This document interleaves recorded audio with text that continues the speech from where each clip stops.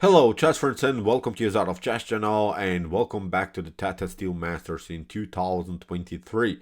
So we're now in the round 6 of this beautiful chess event, and we're starting now this round with a beautiful and amazing gameplay by Wesley So and the Vincent Keymer. So this game had basically everything that you want to see in a chess game. First of all, we'll see a beautiful theoretical novelty in the Ruy Lopez, in the close Ruy Lopez, in the so-called anti-martial system. But then we'll see also sharp, wild tactical ideas, but also then really some strange but cool ideas also in the endgame stage. So really, this game had everything. Be prepared. This is again beautiful chess, simply chess from another dimension. So let's see now the game. Wesley So played with the white pieces, opened with the move e4. Keymer's response was e5. We have knight to f3, and after knight to c6, Wesley goes into the Ruy Lopez. We have the Spanish game on the board. So here Vincent plays a6, the Murphy defense, bishop to a4, knight to f6 hits the pawn on e4, and basically after kingside castling, black needs now to make a reaction. You can play the close Ruy Lopez with bishop to e7, or the open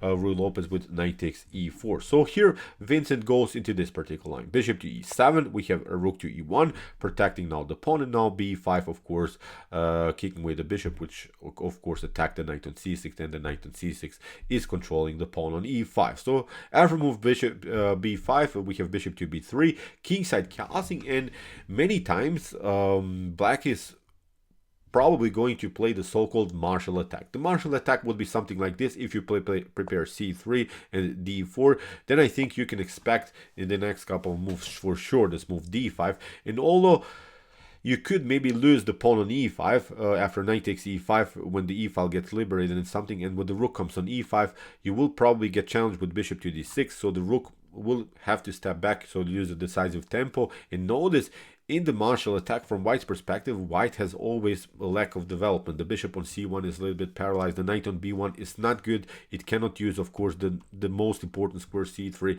The rook on a1 is, of course, not playing. So for the lost pawn in the martial attack, black has always a good compensation, has always a great activity. But Wesley doesn't want to go into this aggressive methods of black. Plays now the move a4, which is now the so-called anti-martial system, and after move a4, black needs now to make a reaction immediately on the queen side, because when you are attacked on the flanks, I think you cannot have a control of both segments of the game. You cannot control the flanks, but also you cannot control the center. So that's why you have to make now a decision. If here the continuation b4 was played by Vincent Keymer, and now a very important idea here by Wesley So, he plays now the move a5, and this move is very important for the continuation of the game, because this move created for both players a structural weakness. For both players, it created simply a weak pawn. Okay, these pawns on a5 and also on b4 are so far well protected, but they don't have support by another pawn. So that's why you don't want to have such a dependency of your minor pieces in order just to protect one single pawn. So that's why I would still call them really weaknesses in the position, because both players have to have something to defend, and it's very important now this move a5 for the continuation of the game. You not see it immediately, but as I said, it will have now huge impact of some other opportunities now for black. So in the continuation, Vincent plays rook to b8. He supports now the pawn further, and he's preparing rook to b5, hitting the pawn on a5. In the continuation now d4, we have now knight takes d4, and after e takes d4, you don't have to pick up the pawn immediately here. Wesley So plays first the aggressive move e5. The knight doesn't have good squares. You have only one square. Knight to e8 has to be played, and now you pick up the pawn on d4. And here we have now this beautiful theoretical novelty that Vincent Keymer introduced to us. This move has never been played in chess history. At least I'm not seeing games in the database. Here Vincent plays the beautiful rook to b5. And why is this move so important? Because Vincent is actually preparing a new brilliant move. Let's see what's the main idea about this. Okay, this is well defended. This is well defended. It's not the point that you are probably taking the pawn. The point is that, for instance, if you play bishop to f4, this wasn't played in the game, but many of us, I think, would play the move bishop to f4 and would say then, okay, I want to play knight to d2, I want to play knight to c4, I want to play maybe rook to d1, and suddenly I have a great control, I have a great attacking formation, so this is the way to go for me. But this move, bishop to f4, is actually not so good, because you get hit by this move d5. And look at this.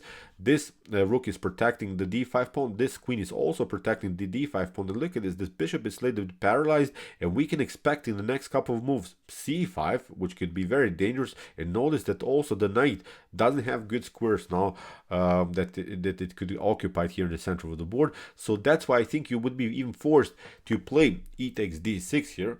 But now after knight takes d6, I think black is a great game here. Look at this. The knight is centralized. Bishop to f5 is going to happen. Bishop to f6 is going to happen. You have to step back with the queen. c5, c4 is going to happen. The rook is very active here. Suddenly, black could build really a beautiful attacking formation only because of your I wouldn't say passive move, but really like a strange move, bishop to f4, black could actually take over here in the game. So that's why Wesley plays this move, bishop to c4. He's saying, I cannot really tolerate your rook in the center of like this. I cannot tolerate your rook active like this, so that's why I want to kick it away. But now comes this brilliant idea by Vincent Keymer. He plays now the move c5, kicks away the queen, and after queen to d3 we have rook to a5, rook takes a5, and after queen to a5 here Vincent Keymer is up a pawn, which is really, really good.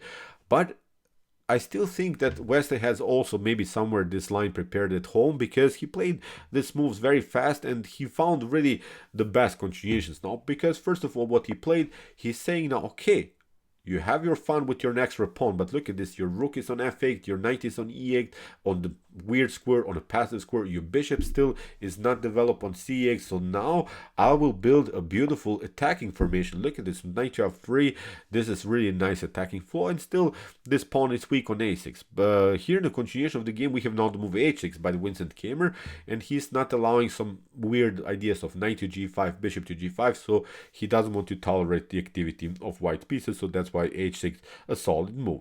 Here in the continuation, bishop to f4 was played by Wesley So, and this is a brilliant move because many of us, I think, would be greedy and would take out the pawn. Again, nothing wrong also with this move, but I really liked Wesley's choice more because he's playing more actively with his pieces, and he's threatening now the move e6, because if you play now a5, if you are trying to finally hang on to your extra pawn, then e6 is going to happen for sure. Actually, you can even sacrifice the bishop, because after queen to f4, this would be the continuation. E takes f7. You don't want to pick up the pawn on d7. This is more important. This comes with check.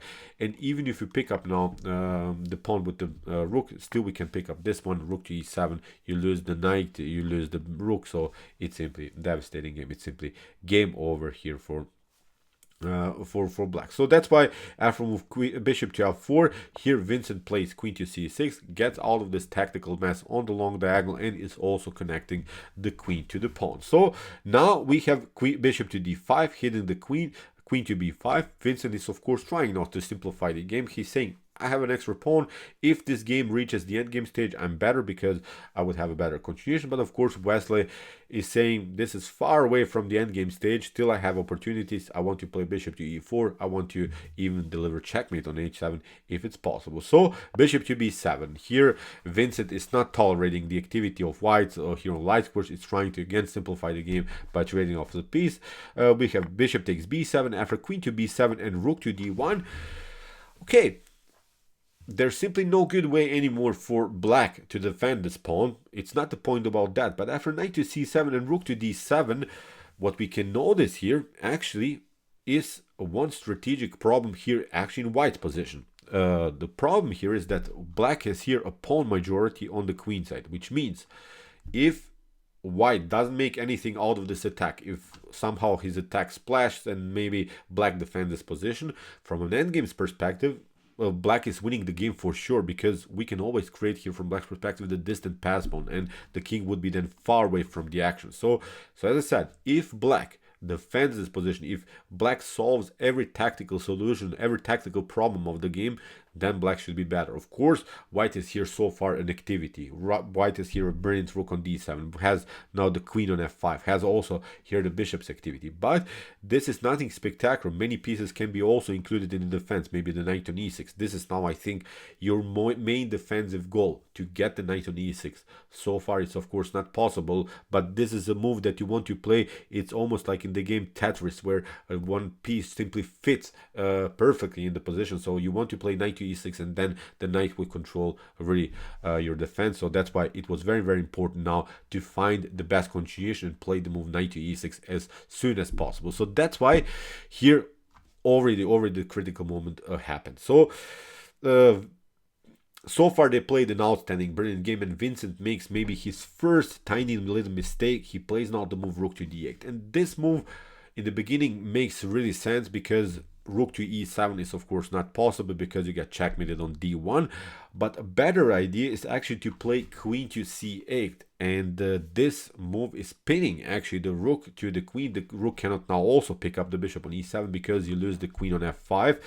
If you create some breathing spaces, I think you have to, because you are vulnerable always a little bit here to some attacks on the first rank.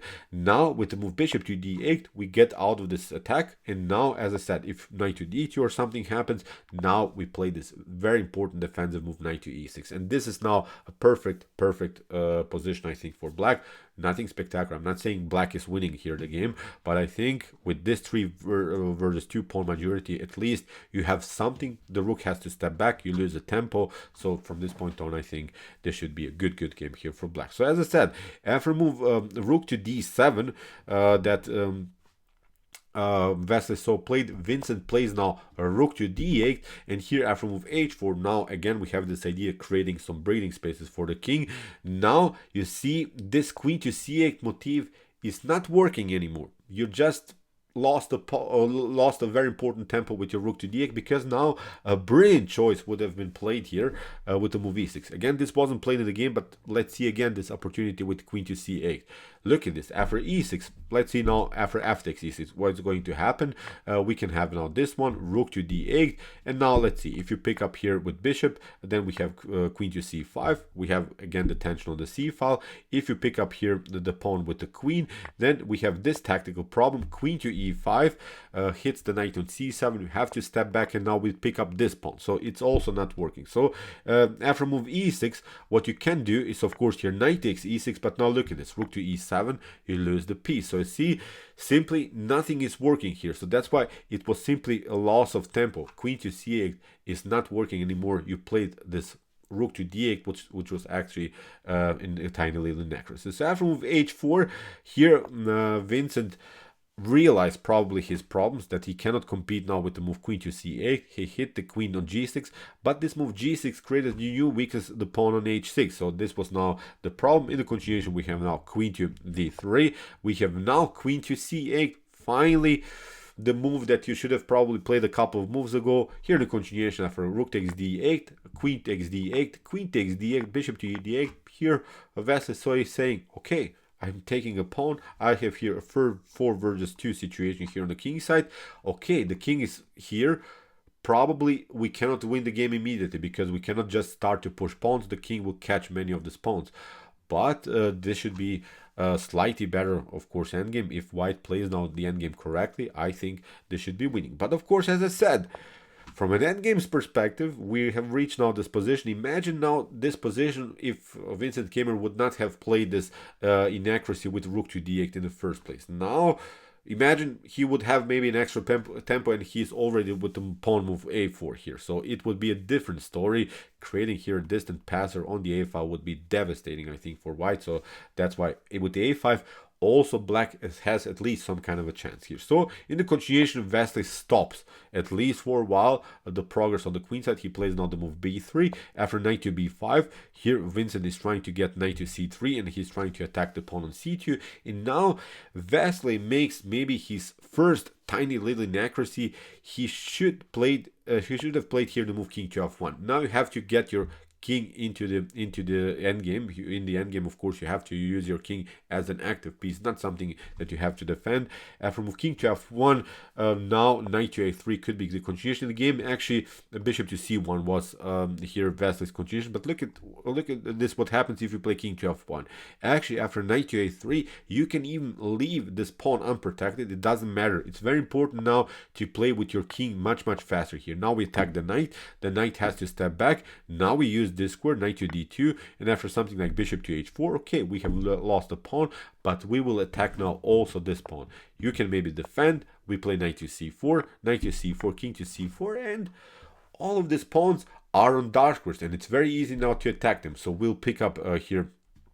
We'll pick up here this pawn, so it would be really devastating here to handle this position for black. So I think this should be even here a completely winning endgame here for white. So that was here the possibility after move king to f1. But after bishop to c1 that Wesley So played, of course knight to a3 hits the pawn on c2. Here we have c4, which is of course a great choice because of course you cannot play b takes c3, you lose the knight. In the continuation we have a4, which is a brilliant move here by Vincent Keymer. Now the endgame should be about equal, because if you pick up now the pawn, we'll simply pick up this pawn, and suddenly black should be winning because of these two connected pass pawns. So as I said, although you have here a 4 versus 2 pawn majority, but the king is there, nothing to be worried about here from black's perspective. So it's not going to happen that white just start to march the pawns here on the king side, so it's not working. So after move a4, here Wesley So protected first the pawn on the h4 with the move g3,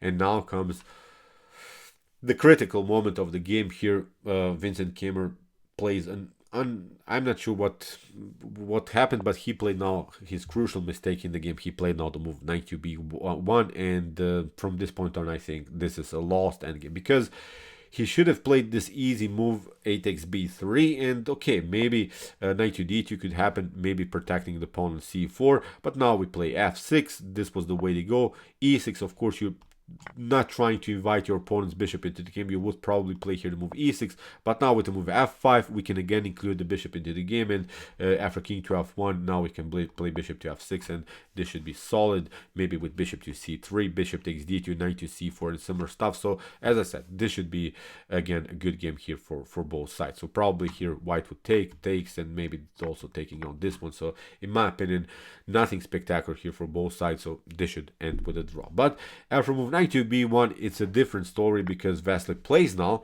b takes a4. We have now the move b3. Now the king comes closer, the move that also Wesley So should have played much earlier. We have bishop to a5, bishop to b2, knight to c3. We have now knight to d2, controlling everything here.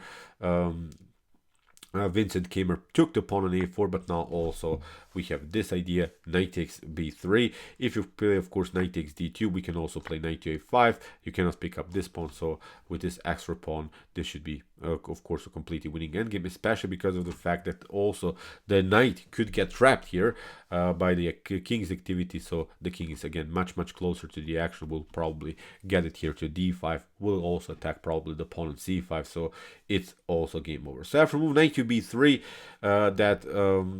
Wesley So played, we have bishop to b4, bishop to c1, we have knight to b6, knight to d2, protecting everything. After bishop to d2, bishop takes d2, and knight to c4. Again, it seems so that Vincent Keymer has regrouped here, but now after bishop to c3, this is a much better continuation for white, especially because of this pawn majority attack will eventually create a passer here. And also what we have to notice, the knight is a little bit out of game. The knight of blacks doesn't have so many good squares. In the continuation, king to f8, now Wesley is getting also the king closer. King to e7, king to d3, there is only one good square, knight to b6, king to e4. This king is also coming closer, but now with the move g4, this prevents, of course, some ideas of f5. We have knight to a4, and now bishop to a1 is controlling again the knight's activity. So the knight doesn't have so many good squares. Really strange position of the knight. In the continuation, now Vincent plays c4. We have now bishop to d4. Again, the bishop is controlling now the knight. Now the knight doesn't have any square. It's now paralyzed. It's simply on the edge of the board. Here in the continuation, we have now the move c3, and now after king to d3, we have king to d5, and now after move h5, basically this is game over. h5 is creating now the distant passer. The king is simply too far away from the action. We have now the move c2, but now after king to c2, in this position, Vincent Keymer actually resigned. So what's the point?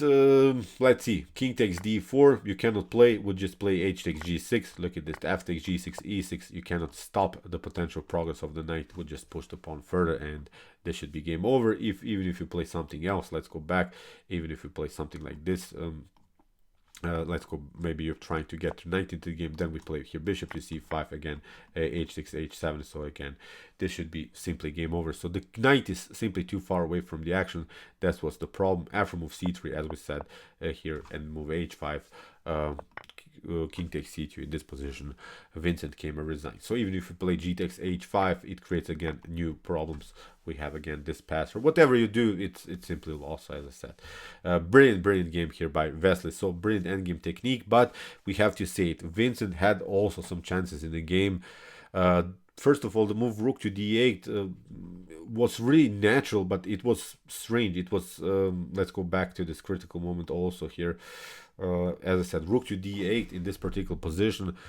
Many of us, I think 99% players would play the move rook to d8, would say, I'm getting out of this mess, this is brilliant. But actually, this move caused Vincent Keymer many problems. But I think he showed us here really a beautiful theoretical novelty in the close Ruy Lopez. So brilliant game play by both sides. I was really happy when I saw this game. In my opinion, really a beautiful, instructive game. Maybe not the most spectacular game, but I think it's something that you should maybe download and have in your database somewhere in the Ruy Lopez prepared and similar stuff. So it was, in my opinion, really brilliant, instructive game here by these two top grandmasters. So, okay, I hope that you enjoyed the game. I really enjoyed it a lot. Interesting ideas of the closed Ruy Lopez for sure. If you want to see more beautiful games from this chess event, check out my coverage so far. Here are some links of some games that we have analyzed before. And if you like this content, don't forget to subscribe to my channel. See you soon with some more videos, and what to say, chess is the best, of course.